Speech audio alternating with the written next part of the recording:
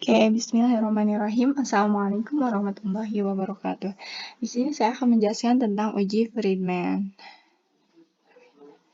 Nah, fungsi dari uji ini yaitu untuk menguji perbedaan beberapa keadaan atau perlakuan sampel berpasangan. Nah, alternatif untuk ANOVA yaitu untuk rancangan acak kelompok atau RAK. Uji ini didasarkan atas data yang sebelumnya perlu diberikan peringkat untuk respon perlakuan dalam setiap kelompok. Nah, untuk spesifikasinya, data berskala ukur ordinal. Lalu, pengujian dilakukan dengan memberi peringkat data pada masing-masing objek. Nah, untuk statistik ujinya, statistik uji dapat dihitung dengan distribusi chi-square sebagai berikut. Nah, ini ya, di mana N adalah banyak baris atau banyaknya objek, dan K adalah banyak kolom atau banyaknya populasi. Rj adalah jumlah ranking dalam kolom. Untuk kriteria ujinya, H0 ditolak jika chi-square hitung lebih besar dari sama dengan chi-square tabel, atau p-value lebih kecil dari sama dengan alpha. Untuk nilai chi-square tabel diperoleh dari tabel tergantung nilai N dan K. Jika K sama dengan 3 dan 2 kurang dari sama dengan N, kurang dari sama dengan 9, dan K sama dengan 4 dan 2 kurang dari sama dengan N, kurang dari sama dengan 4. Gunakan tabel Friedman. Sedangkan jika K dan N besar, gunakan tabel chi-square A dikali alpha db sama dengan K kurangi 1. Nah, untuk kasusnya di sini ada dilakukan penelitian untuk mengetahui pengaruh 3 gaya kepemimpinan terhadap efektivitas kerja pegawai.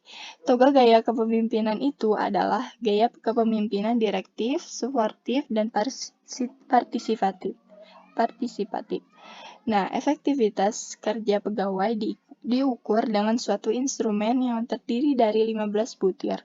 Nah, setiap butir diberi skor 1, 2, 3, dan 4. Skor 1 berarti sangat tidak efektif, skor 2 tidak efektif, skor 3 efektif, dan skor 4 sangat efektif. Jadi, untuk setiap responden akan mendapat skor tertinggi 60, 15 dikali 4, dan terendah 15, yaitu 15 dikali 1. Nah, data hasil penelitiannya adalah sebagai berikut. Nah, untuk pegawai direktif ini ada datanya ya. Di tabel ini ada datanya. Nah, ujilah dengan alpha sama dengan 5%. Apakah terdapat perbedaan pengaruh gaya kepemimpinan terhadap efektivitas kerja pegawai? Untuk hipotesis statistiknya di sini H0 adalah R1 sama dengan R3 di mana tidak terdapat perbedaan pengaruh gaya kepemimpinan terhadap efektivitas kerja pegawai. Dan H1 adalah R1 bukan dari sama dengan R2, dari sama dengan R3, yaitu terdapat perbedaan pengaruh gaya kepemimpinan terhadap efektivitas kerja pegawai. Untuk alpanya yaitu 5%. Nah, di sini ada tabelnya. Tabel hasil dari ini. Lalu di sini ada XR kuadrat sama dengan, sini langsung aja ya masukin nilainya. 12, N-nya 12, K-nya 3, dikali 3 tambah 1.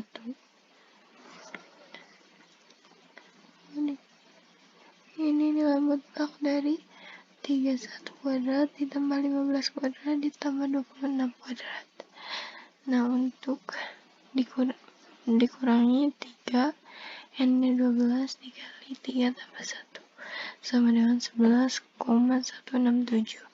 Nah, untuk kriteria ujinya H0 ditolak jika chi-square hitung lebih besar dari chi-square tabel atau p-value lebih kecil dari sama dengan alpha. Nah, berdasarkan hasil perhitungan kita peroleh nilai chi-square hitungnya yaitu 11,167 dan dan chi-square 0,05,2 yaitu sebenarnya 5,99 karena chi-square hitung lebih besar dari chi-square tabel, maka ditolak. Nah, ini untuk hasil dari SPSS. Nah, kesimpulannya, berdasarkan hasil tersebut, maka dapat disimpulkan bahwa terdapat perbedaan pengaruh gaya kepemimpinan terhadap efektivitas kerja pegawai. Nah, sekarang kita masuk ke SPSS. Nah, di sini kita masukkan datanya. Nah, setelah itu kita masuk ke variable view. Nah, di variable view kita ganti namanya. Di sini ada direktif, suportif, dan partisipatif.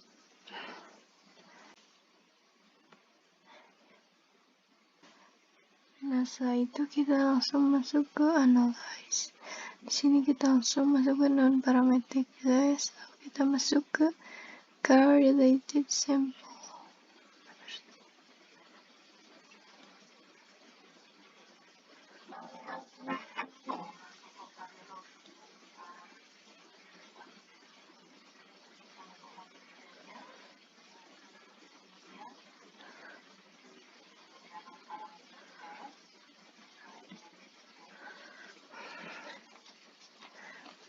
Nah, habis itu kita masukin ini.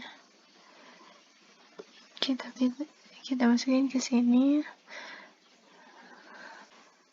Nah, setelah itu kita masukkan ini direktif, suportif, dan partisipatifnya ke tes variabel.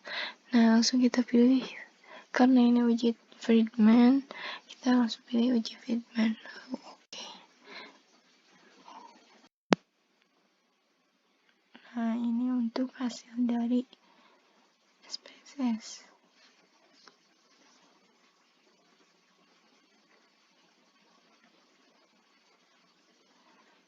Nah, untuk ranknya di sini ada rank rata-rata.